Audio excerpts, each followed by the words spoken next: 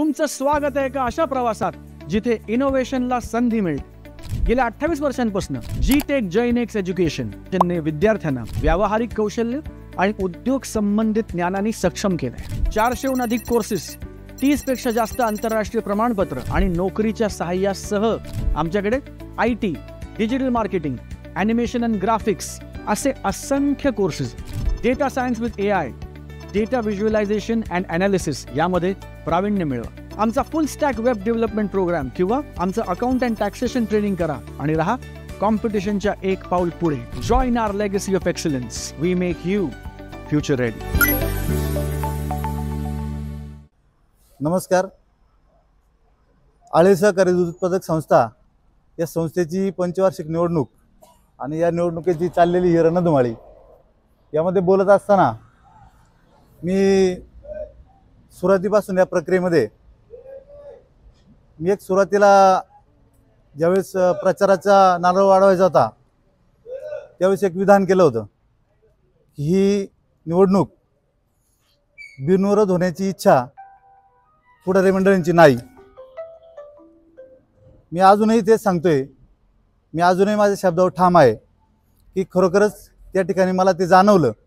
हे कसं आहे, प्रत्यक्ष मी त्या ठिकाणी होतो हे मीच सांगू शकतो, बाकी इतर कुणी ही गोष्ट सांगू शकत नाही। परंतु असो, त्याच्यावर माझ्यावर माझे एक सहकारी मित्राने ट्रोल केलं का तुम्हाला तुमची जागा घेतली असती तर मग चांगलं। माझ्या मित्राला मला एक सांगायचं आहे की बाबा असं नाही आहे, ही संस्था बिनविरोध होण्यासाठी खरोखर आम्ही त्या ठिकाणी बसलो होतो। काही गोष्टी त्यामध्ये बऱ्याच घडामोडी झाल्या आणि त्यातून मला नंतर असं जाणवलं की प्रत्येक पुढाऱ्याचं या ठिकाणी गणित चालू आहे की माझा उमेदवार त्या ठिकाणी कसा बसेल। अशा पद्धतीने ते जेव्हा नियोजन चालू झालं ते माझ्या लक्षात आलं, तेव्हा मी तिथून बाहेर पडलो। आणि ही निवडणूक प्रक्रिया मला घेतलं म्हणून चांगली किंवा नाही घेतलं म्हणून वाईट असा त्याच्यामध्ये कुठलाही भाग नाही। ही फक्त आम्ही बिनविरोधसाठी प्रयत्न होते आणि ते असफल झाले। दुसरा विषय होता का आत्तापर्यंत 30 कोटी एवढा फायदा झाला गवळ्यांचा। अरे पण तुम्ही त्याचा अभ्यास केलाय का? 30 कोटी कसा फायदा झाला? तुम्ही जर आज आजूबाजूच्या डेऱ्यांचे भाव पाहिले तर आज डेऱ्यांचे भाव काय, तुम्ही समजा त्या आजूबाजूच्या डेऱ्यांच्या तुलनेतच रेट देताय, जे की तुमच्याकडे चिलिंग प्लांट आहे। चिलिंग प्लांट असून तुम्ही जर तेच भाव देत असाल तर माझ्या हिशोबाने 1 ते 1.5 रुपये तुम्ही गवळ्यांचा तोटा करताय। आणि 1 ते 1.5 रुपयाची जर तुम्ही आज जशी तुम्ही ह्या पद्धतीने सरासरी काढली फायदा कसा झाला, तर ह्या पद्धतीने तुम्ही 1 ते 1.5 रुपये जर तुम्ही त्याचं कॅल्क्युलेशन केलं तर मला असं वाटतं तुम्ही जे म्हणताय 30 कोटीचा फायदा झाला, माझं असं म्हणणं का 30 कोटीचं आजपर्यंत तुम्ही गवळ्यांचं नुकसान केलंय। काय होतं, आम्ही बोलत नाही याचा अर्थ असा नाही, आम्हालाही कळतं। मी दूध धंदा केलेला आहे, मला माहिती आहे किती कष्ट करावे लागतात, काय करावं लागतात। गवळ्यांच्या भावना ऐकलेल्या आहेत। वार्षिक सभेला मी वारंवार त्या सभेला उपस्थित होतो। तुम्हीच त्या ठिकाणी पार जीवाचा आता आकांत तांडव करून ओरडत होते का नाही पार असं केलं तुम्ही तसं केलं तुम्ही।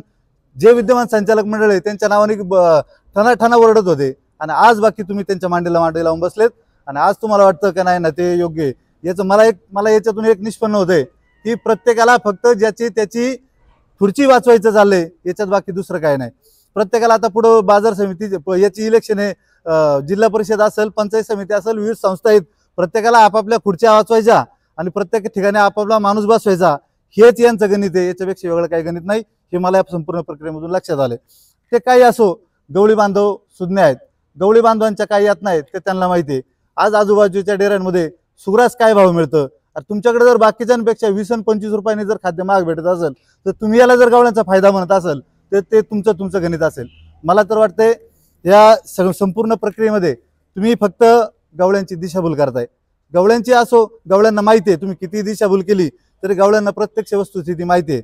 परंतु जे आपले ब वर्गातले जे सभासद आहेत, जे आमच्यासारखे जे तिथं आता सध्या आमचं दूध नाही हे जे सभासद आहेत, त्यांना खरोखर याच्यामध्ये माहिती नाही।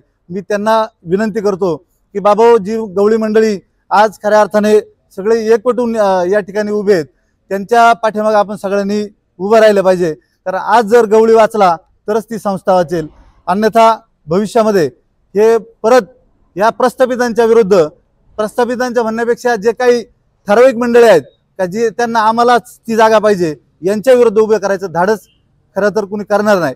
म्हणून आपण सगळ्यांना विनंती करतो की आपण जे संत ज्ञानेश्वर गवळी पॅनल आहे, त्या गवळी पॅनलच्या मागे आपण सर्वांनी ठाम उभं राहायचे.